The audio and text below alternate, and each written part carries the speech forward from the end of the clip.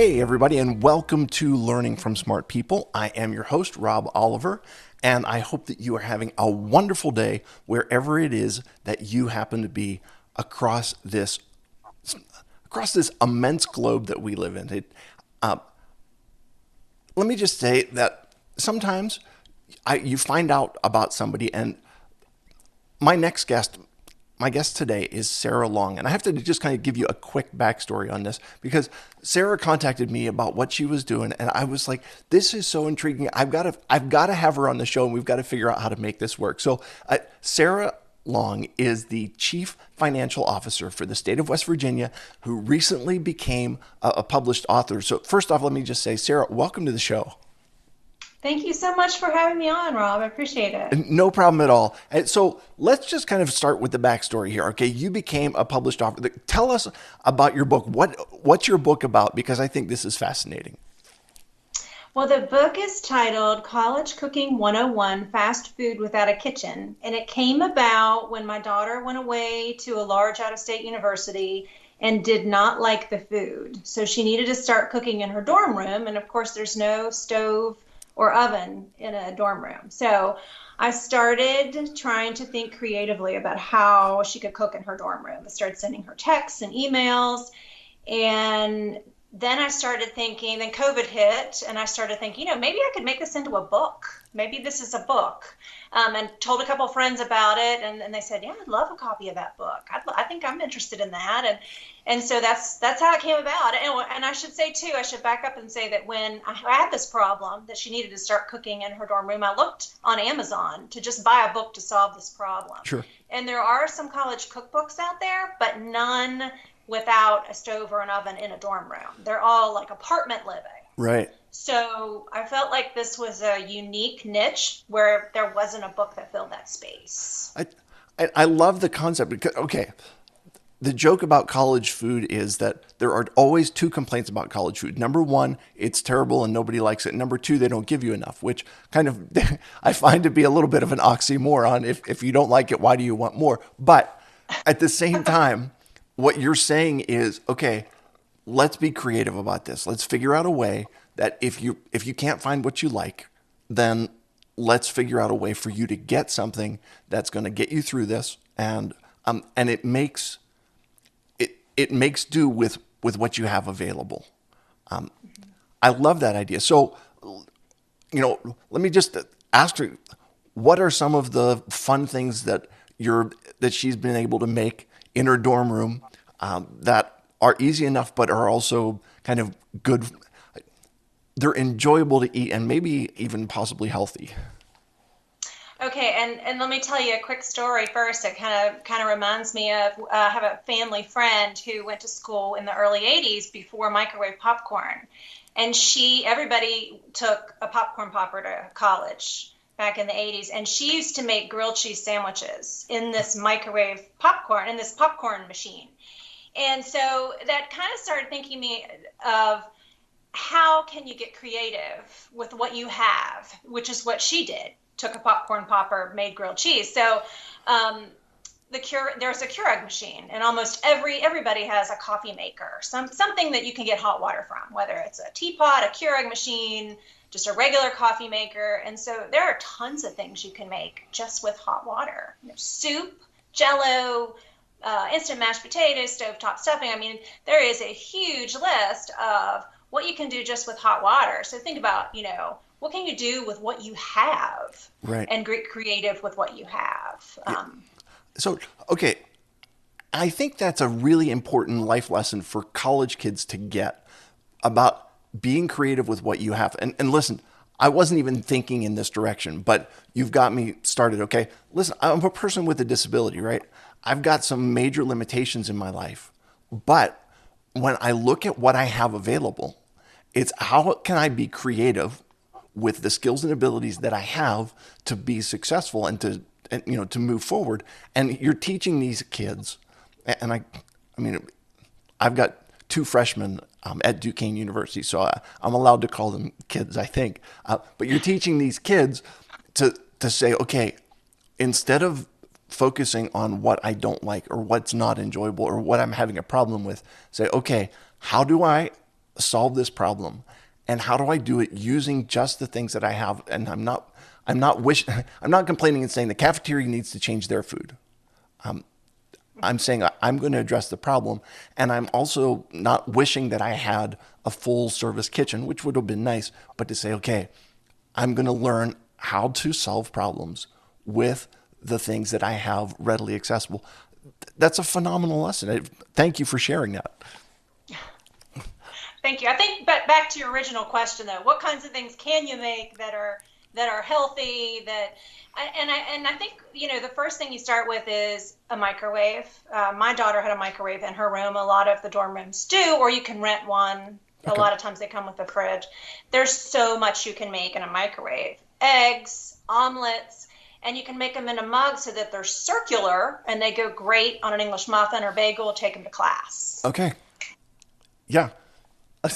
It makes so much sense. And then, because listen, you were talking about your friend who was making grilled cheese on a popcorn maker. Okay. My, my kids during their senior year, their one of the classes that they had, their teacher taught them all the things that you can cook in a waffle maker, which I would imagine is a very similar concept. It's outside the box because you're taking a Keurig machine and you're saying, okay, instead of getting coffee out of it, we're getting hot water, and we can do all kinds of stuff with that. So it is, it's impressive. So you take all of this information and what is the tipping point for you to say, okay, this is something that I think my daughter can benefit from, but there's got to be other people besides my daughter who can benefit from this. I'm, I think I should write a book. I think I should make this into a cookbook. You're not an author, right? This is not your background. So talk to me about the idea of, okay, this is going to be a book, and then we can talk about kind of the next steps as to how it went from there. Well, when I first started, like I said, I sent a series of texts and emails to her. And then I started thinking, I think I'm going to start compiling this in a loose leaf notebook for myself because I have a son who's actually getting ready to go to college. Okay. And I thought he's going to be able to use this information. I had mentioned it to a neighbor friend who has college kids. And she said, well, I'd like to have a copy of that loose leaf notebook. And so I started thinking, I think maybe I have something here. Particularly when I said I looked on Amazon and didn't see another book in that particular niche or space. And so I Googled, how do you write a book proposal? I mean, how do you even submit? I mean, like you said, I'm not an author. This is not my background. I'm a CPA. I've always done accounting, not something, publishing is not something that I'm familiar with at all. So I just started researching, how do you get published? And the first step is a book proposal.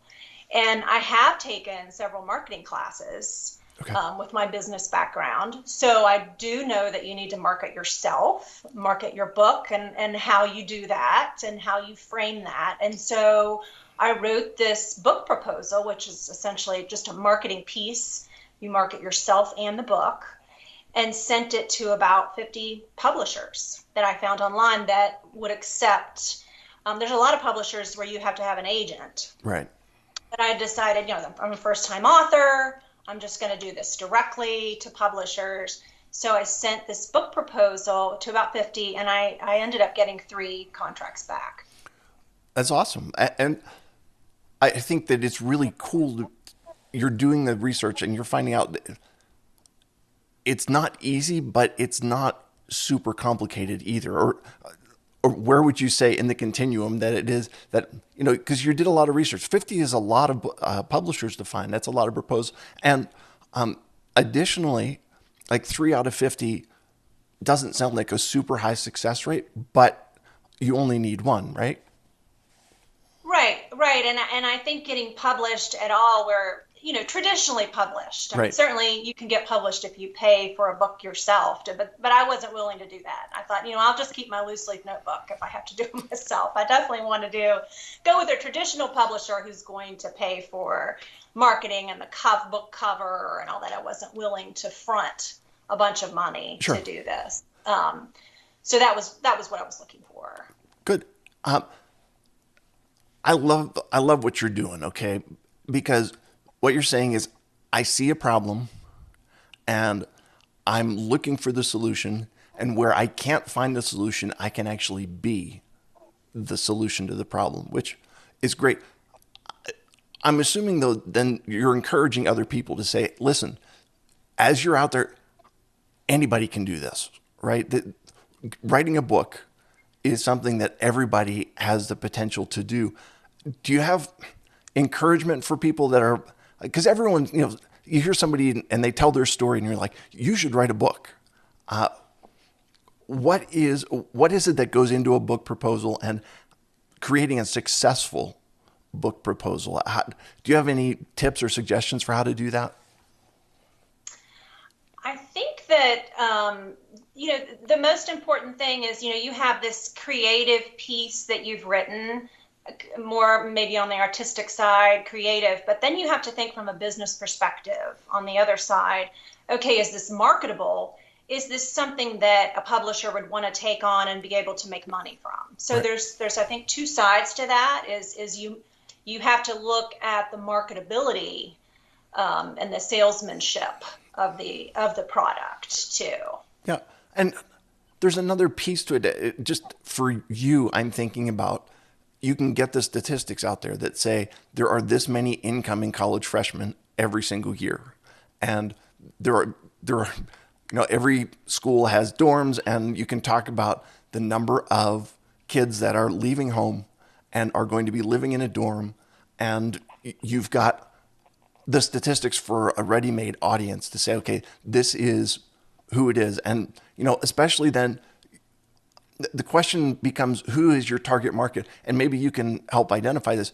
Is your target market the students themselves, or are you targeting the parents to buy the book for the students? Or how did you decide where your market is?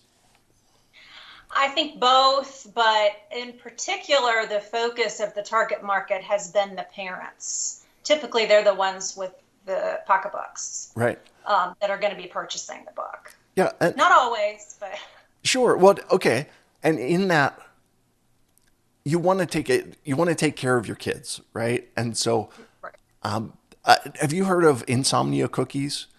Oh, yes. Right. Yes, Which, it's on my daughter's credit card statement every month. yeah. Yes. So, for those of you not familiar with the idea, it's a fresh baked cookie delivery company that focuses on college towns. So wherever there's a college, they open up a shop and they will deliver fresh baked cookies, like still warm baked cookies, until like 3 o'clock in the morning.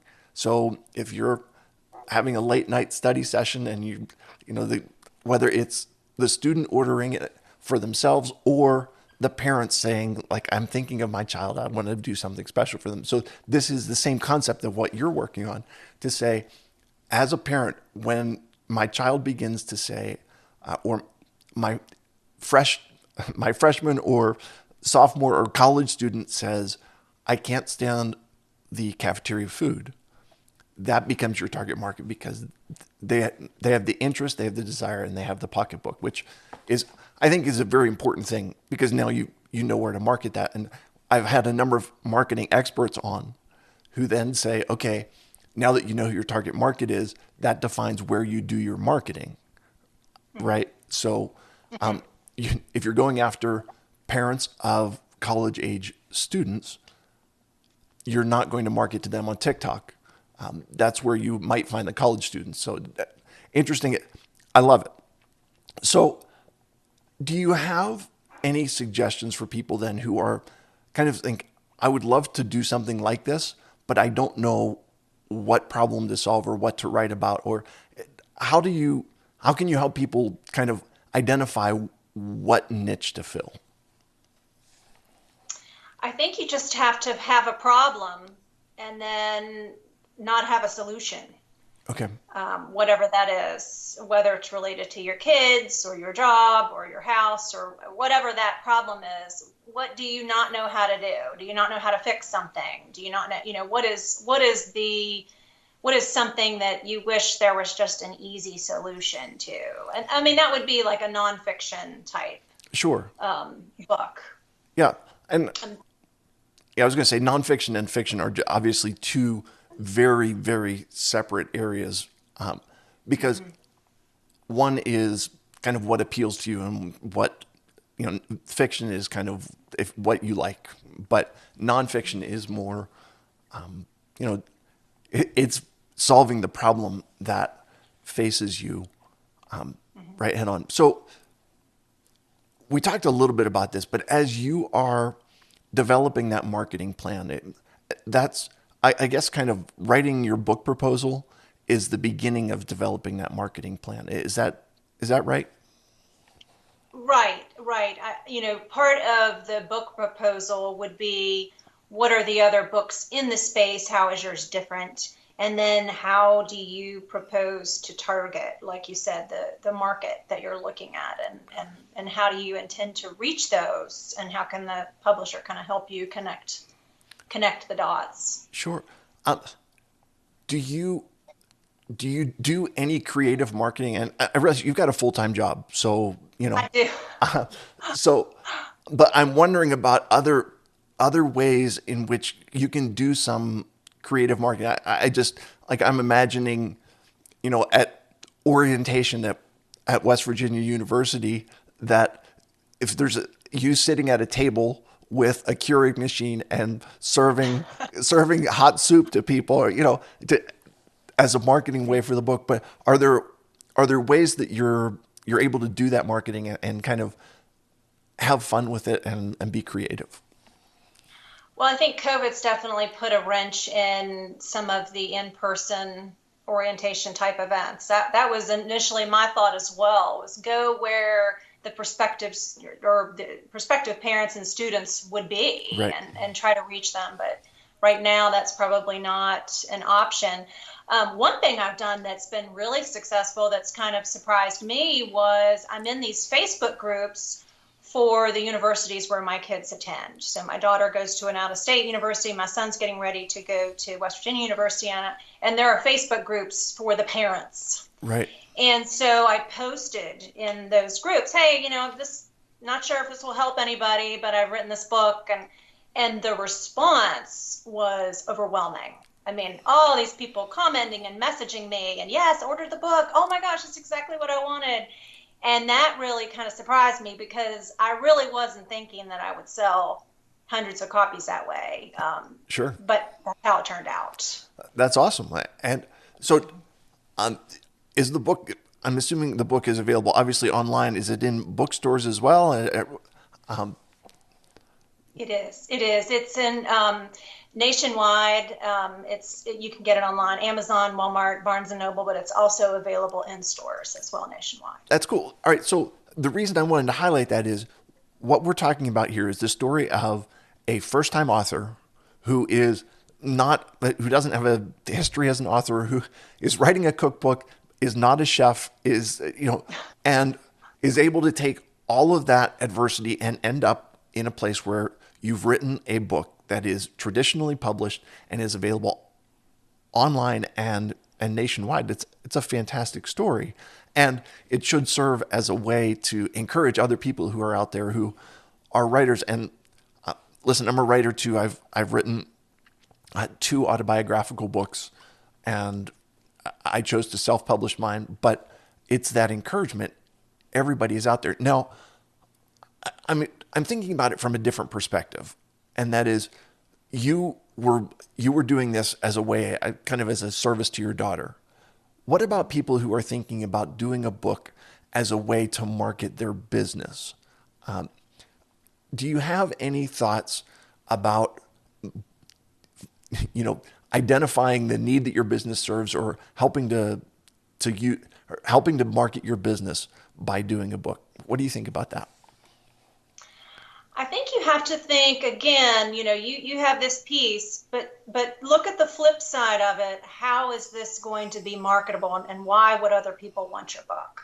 So yes, you may in turn be marketing your business, but how is what you're going to do going to benefit someone else? Okay. So turn it around and look at the profitability. A lot of people just think, well, I'm just going to write this book. Right. Really have to, start with the end in mind. Sure. Why would someone want to read this book? What's on the other side? Yeah. I love that idea. And the idea is that books are written for readers, not for writers. Okay. Right. And so there's a part of it where I want to be an author. I want to be a published author. I want to have my book out there. I want to use it as a marketing tool, all of those things. But if it's not written in a way that benefits readers, it doesn't go anywhere. And there's no purpose to it. Uh, you had, do you have next steps for what you want to do with this book? Is there going to be a sequel? Is there going to be, where are you going from here? I think there is going to be a sequel. It's something that I've thought about. I'm so entrenched right now in the initial book launch and the marketing, but yes, I think I do want to do another one.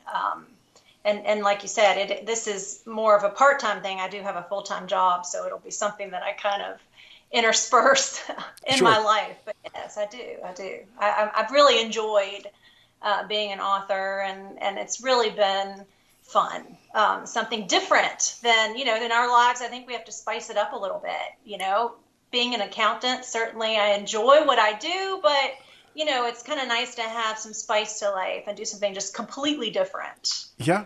I think it was Monty Python used to have a segment on their show like, and now for something completely different. But Right. even though you're writing nonfiction, there's still a creative element to what you're doing.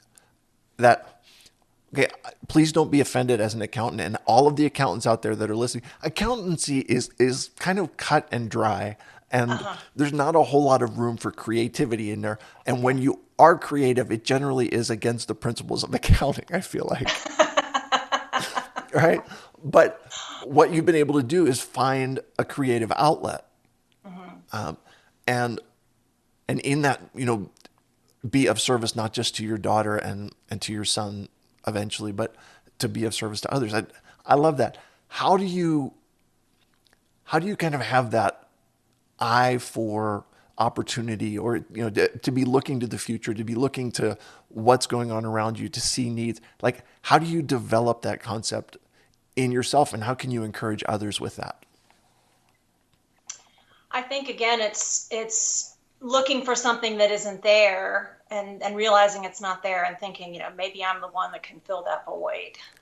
Maybe Yeah. I'm the one that can do this. Yeah. I, it makes a lot of sense, and it's really cool. So listen, what you're doing, I love. Okay. And I'm encouraged by this, that you have taken, you've said that I see the need, and instead of sitting and moaning about the fact that there is this need and there's no one there, you say, "Here, I'm the one to fill the need. I'm the one to do this." It's great. Listen, if people are looking to find out more about you, or to get a copy of your book, where can they do that?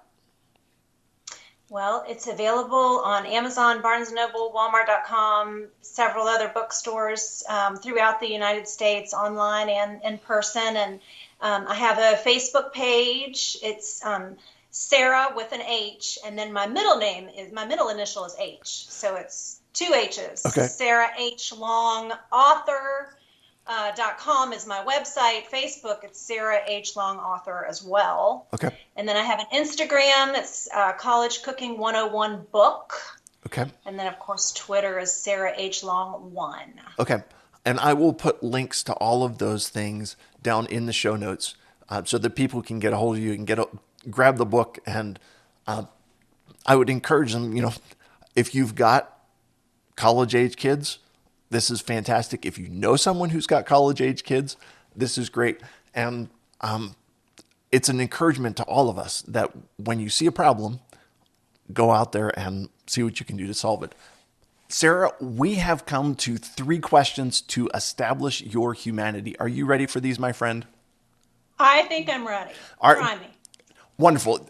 First question: what is the craziest thing you have ever done in the name of love? That is a tough one, especially for an accountant who doesn't do crazy things. So, But I, I have to tell you that, right, the book is, I see the book as a labor of love and a way of expressing love to your kids. So I'm going to take that one off of the table and you can't go there. So if that was where you were going, I'm sorry to switch things up on you. I would say, probably when my kids were younger, I probably went a little mama bear a little too much, when they were younger. Probably, with my third child, I think I've raised that one a lot differently. Just probably let them fight their own battles. It's funny when you say that because any parent knows I'm a very laid back person.